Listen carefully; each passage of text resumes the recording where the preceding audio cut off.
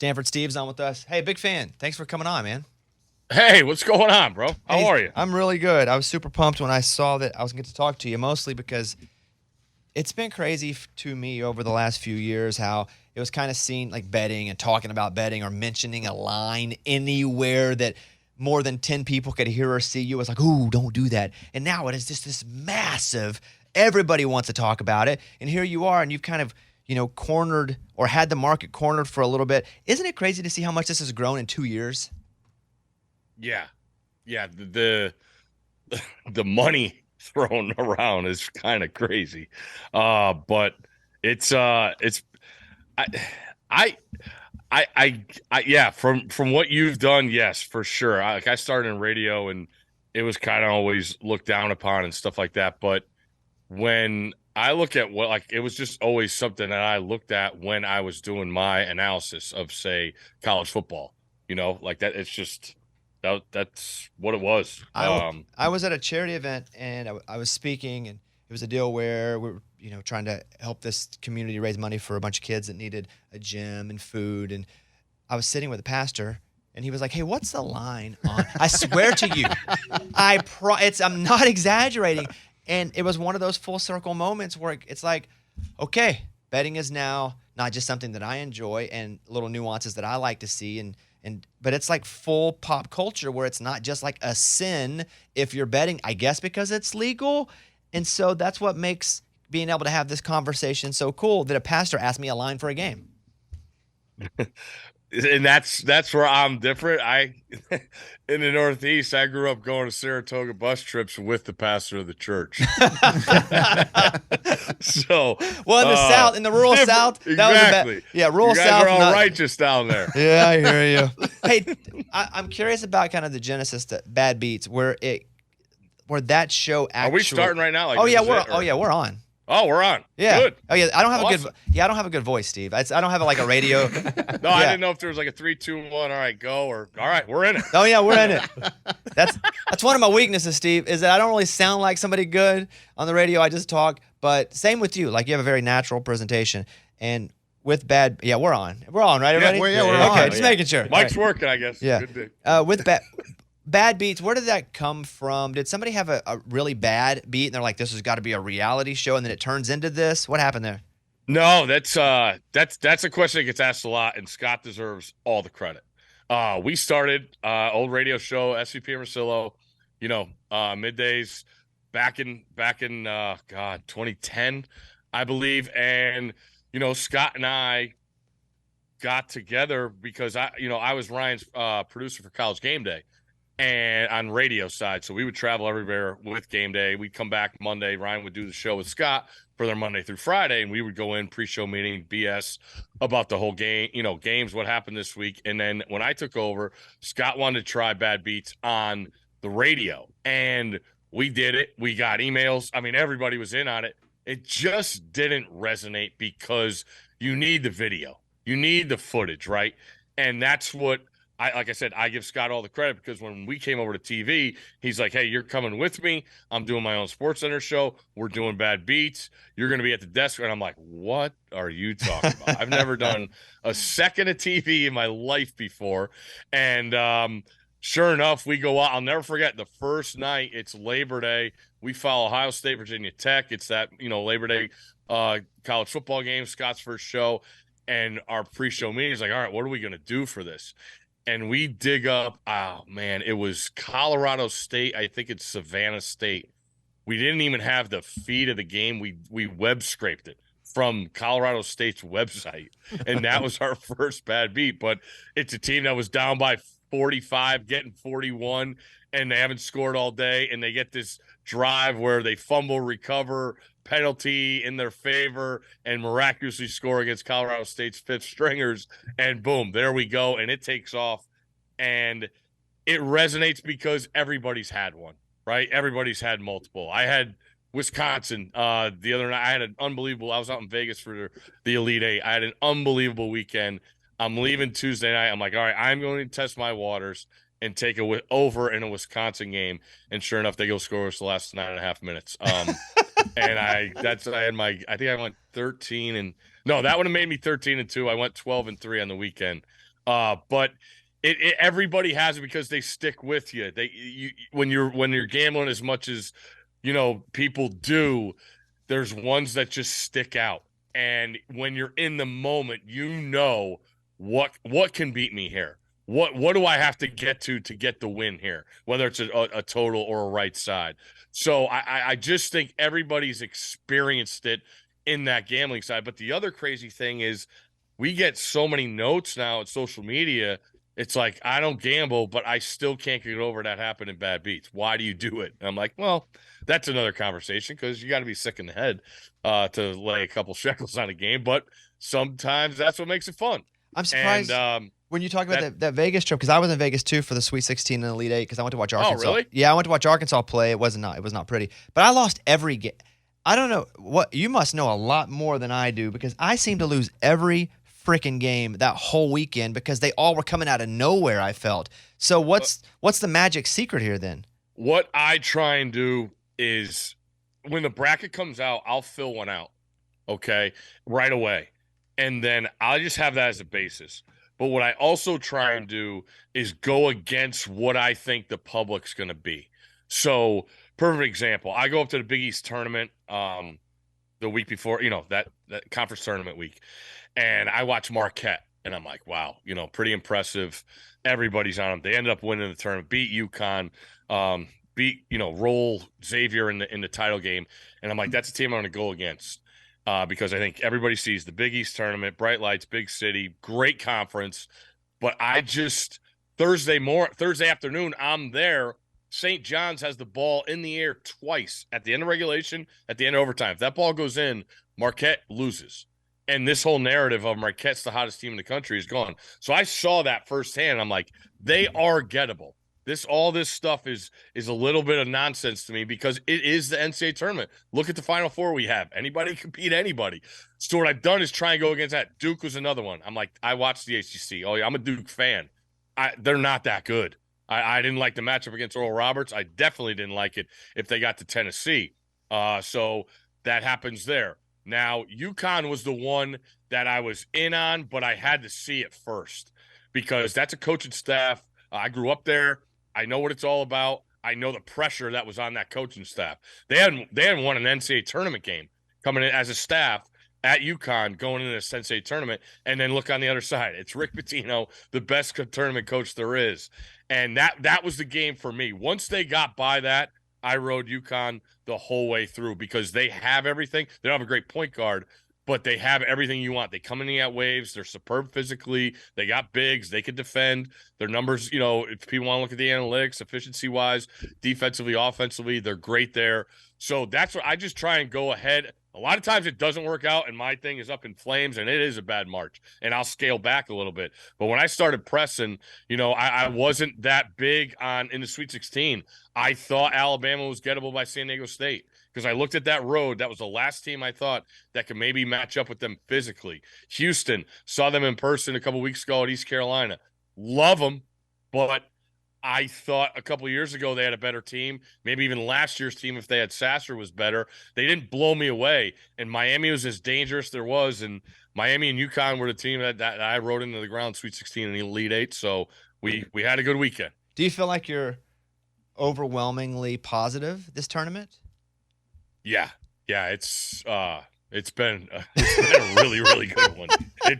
Like I said, the bad beats you remember, the good tournaments you remember, because there's not a lot of those. So it's been a really, really good run in the last 2-3 weeks. So yeah, it's been very positive. A lot of my friends will be like, "Hey man, you win all the time," and I'm like, "Bro, you don't even know." I don't reach out and be like, "Can you believe I lost this bet?" And so there's it's almost like a mystery. Ooh, he's the greatest bet giver ever. Do you feel like people feel like you win all the time, even though you have a bad beat show? Are they like, Stanford Steve, you have all the answers? No, I do a daily wager show on ESPN, and there's plenty of time. Like when this is the other thing I say. If you're telling me you bet like NFL Sundays, right? I'm not a big NFL guy. I think it's the hardest thing in the world to handicap. But if you're telling me you bet 5 NFL games every Sunday for the year and you tell me you win, I'll call you a liar. There's no way. I don't see how you could do that. The volume, pick your spots, maybe, But when you're telling me you're betting 4 or 5 games a day for a extended amount of time, you're building your own casino, I would think, because that's the size of those buildings that's where that money is, and that's why those buildings are so win, because they're taking their shot that you are not going to do that, and they get everybody else involved. So, no, I do not win all the time. It's been a good run for sure. Do you feel pressure to be right though? Oh yeah, I mean, there's Scott and I do all the time. He does winners on Thursday night. I do a podcast during college football season and on ESPN.com where I give college football picks. And, they moved the timeline up. I think it was like Wednesdays we got to have it in by. And so there'll be sometimes like I'll come off of a game or I won't change it just because I put my name on it. But those picks that have my name on it, I care about those than any dollar amount I have on a game. Those are what people are coming at you about. Now you can't read all your social media or else you lose your mind because it's a cesspool and a grounds for negativity.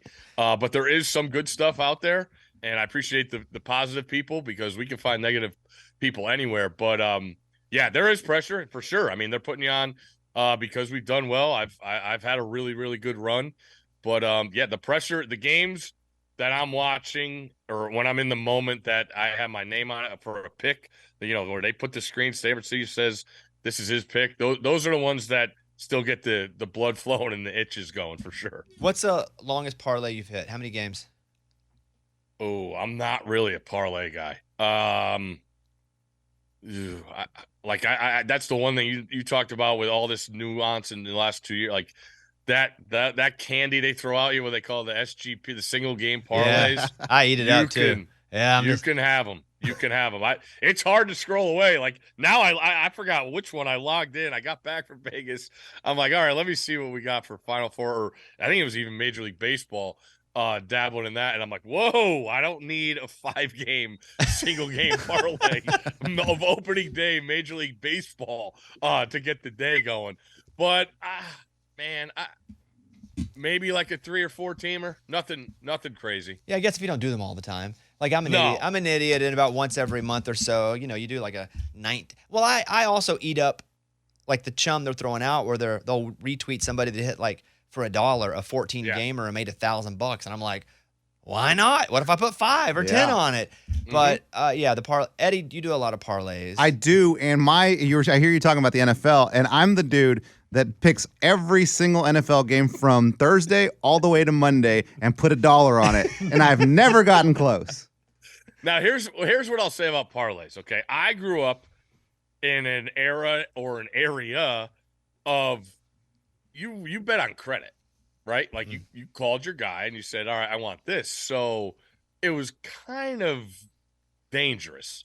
And I've seen, there's horror stories of people looking for people that owe money. I will say with these apps and now with the youngsters, I see college kids firing on these parlays all the time. Their money's up. Like their money is paid, and the only way they're getting it back is if they win. So I will say, as far as like the gambling and the problems and what it causes, that half of that is gone because the money they put up is already on the account, and therefore they can't lose more than, say, calling your guy and losing and say, all right, I'm going to double up on the next game. If that doesn't come in, I'm going to double up on the next game. And then good luck finding me if I don't hit any. So that's the one thing I will say is that the money is, it's like going to the casino. Like you give your money, you get your chips. All right, the only way to get them back is your chips. You put your chips back in to get your money. So that's the one thing I will say with these apps that I think is refraining a lot of the problems for gambling that we've heard about in the past. Yeah, I had spent time talking with political folks, governors. They had me lobbying a bit where I would go, hey, look, it's not exactly the same as it used to be. No. And also, here's why it's beneficial. You got to have a smartphone. You got to have an account. Or you also got – so there are all these layers that it don't make it perfect. It don't make it perfect, but it's not the same as what it used to be. And I would literally sit with governors and say, don't just say no because people have always said no. And we're starting to see a lot of states now legalize it. But it was on the ballot in California and did not get passed, which blew me away.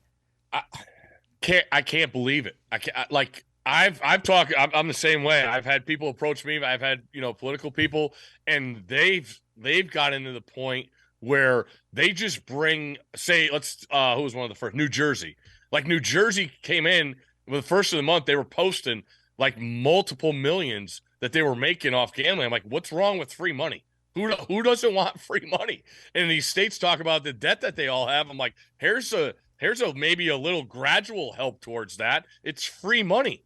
Yeah. You get the apps going, it's a sign of a paper, and you got money coming in like crazy. And now you see all these states posting the earnings and the makings that they're winning off of gambling. You're going to sell cigarettes, but you're not going to let us put $10 on a game that we already have the money in the account. Yes, it's ridiculous. Hey, let's talk about the Final Four. It's odd. And, I don't think the ratings are going to be – I said this as soon as it happened. It's fun to watch the games as they happen, and the small teams make the big wins. But then when it gets to the big games and you're watching two teams you never heard of, that doesn't generate great ratings. So that being said, at least I don't think it will. Listen, I could be way wrong. But what do you like in these two games here? Like, give me some bets here. Yeah, it's tricky. Like we talked about Miami and UConn earlier. Those are two teams, and now they're playing against each other. And when you look at the UConn matchup, what you need is guards to put on pressure of UConn's guards. And Miami has 4 guys. They play. Now, they don't have a lot of bigs. That's the one thing. So, to me, it's about who's dictating tempo there, because Miami wants to pressure your guards, get up and down, knowing they don't have a lot of bigs. And whether it's hot or not from 3, they're going to shoot them. They had a guy made 7 threes in their win against Houston. That's basically what got them hot in the second half and win that game. UConn just feels like they come in waves. Miami's not deep. They got one big, Amari, or Omir, that's 6'7", plays a lot bigger than he is. But then I went back and looked against Texas. Their other 2 6'9" guys combined to play for 7 minutes. So I look at UConn. If they could dictate and not turn the ball over, I do like them in this matchup. But Miami's the wild card, because when I look at the odds, like if you're going to bet Miami to win, you're probably going to get, plus 200 on the money line against UConn. And I think they're going to be favored no matter who they play in the other game. So maybe if you wanted a value play, you like Miami, bet them to win the title. I think you could get 475 around there if you shop around. In the other game, it's really interesting to me. Like you said, it's not the biggest name, but these are two teams I watched a lot this year, knowing the stories they were. Florida Atlantic's 35 wins. San Diego State comes from the Mountain West, who before this year, I believe as a conference, lost 8 games in a row as a conference in the NCAA tournament. And they've had some good teams, but, prone to the upsets. San Diego State is a better version of Tennessee. And we saw FAU against Tennessee. Wasn't pretty in the first half, but they stick to their strengths, and that's 3-point shooting. And people made a big deal. They didn't even shoot it well in the first 2 rounds, but they played Memphis, and then they got to play Fairleigh Dickinson. And that's why I think they got looked down upon a lot, because they got FDU instead of Purdue in that game. But then they came back against Tennessee. Everybody says Tennessee's strength, or their overall strength, their physicality, was going to wear on FAU, and it didn't. FAU made 3s. They played 10, and that's the way you got to play when you're a mid-major. You got to have a lot of guys. You got to violate the 3-point line. Tennessee made 2s. FAU made 3s. And then the same thing happened against Kansas State. They finally made I think they were only making 20% of their 3s, and then they went 9 for 21, I believe, in that game. So I think it's a low-scoring first half where, now you got a giant football stadium backdrop. Shooting, I think, could be an issue early on. It is the first game. I've read a bunch of stuff where these college kids are saying, during shoot around, they're building the court and the hoop. You think you go to Madison Square Garden and you play on the Knicks rims and court. You don't. NCAA brings in their whole court and their brand new rims that are hard as heck. Like a 3-pointer, if it hits the rim, once in a while it'll go right over the backboard and it'll the other team's board. First round of the NCAA tournament, it was like 6 times a game. I'm like, these rims, how can you pass these things?